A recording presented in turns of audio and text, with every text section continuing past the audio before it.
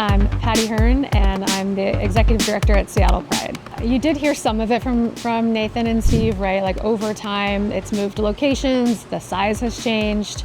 Even since I've been here in the mid-90s, it was on Broadway and we moved downtown. The parade itself has gotten a lot bigger, and just the scope and scale of it is really different than it was even in the mid-90s. I think other things that have changed are some of the things they were talking about around acceptance and how mainstream it is, which is wonderful. And then there are some pieces about that I think people feel some nostalgia for when it was a little bit more of a protest and more not mainstream. The mission of Seattle Pride has been really consistent. It's really been about visibility and joy and celebration and community.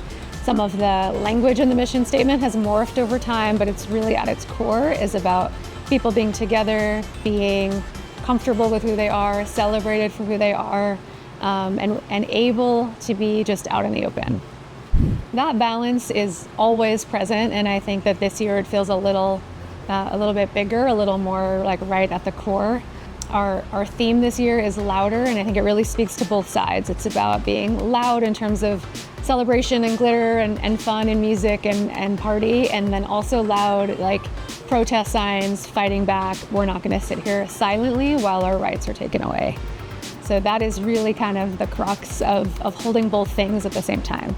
I think what I hope future generations learn and understand is, like any movement, it's born out of necessity and it's born out of courage. And that is not changing, actually. That's still really present right now and is still really necessary for the next generation to carry on.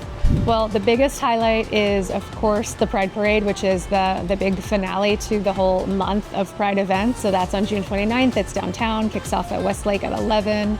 There's a pre-show that starts at 10 if you want to come see that beforehand, and then travels all the way along 4th Avenue and ends on Denny, and then you can go on to Seattle Center for Pride Fest or go down to the pier for Queer Pier Pride, which is a music festival put on by the Crocodile. So that's like the iconic event. And then, of course, there's lots of other things to do all over the city. So there's here at Union, there's the Union Block Party, lots of other things happening on Capitol Hill and then around the city as well. For young people, I think their experiences are different than ours were when we were coming out 30 years ago, 40 years ago. And in some cases, they're not, right? For some kids, they're really seen and loved and valued by their families, their peers, all the people around them for who they are. And lots of kids don't have that experience at all. They have a similarly challenging experience where they need to stay closeted, need to stay hidden. And I think it is perhaps more the juxtaposition for kids now. It might feel harder for them than it did where everybody was kind of closeted in the old days, right? But now there are people who can really be out and people whose family situation in particular makes it hard for them. My advice and what I want them to know is that it will be okay, and that those might not be the people who love you and care about you the way you are now, and that's terrible, but there are other people who will accept you and love you, and there is a place to belong, absolutely. And what does Pride mean to you?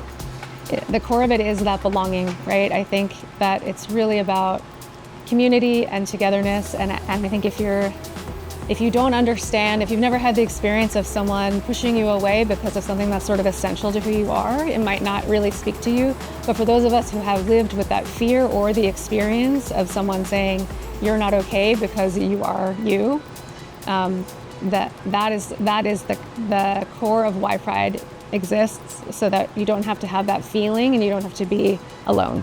That's it for me. Anything else that I missed? Anything else you think people should know about Pride or Pride weekend?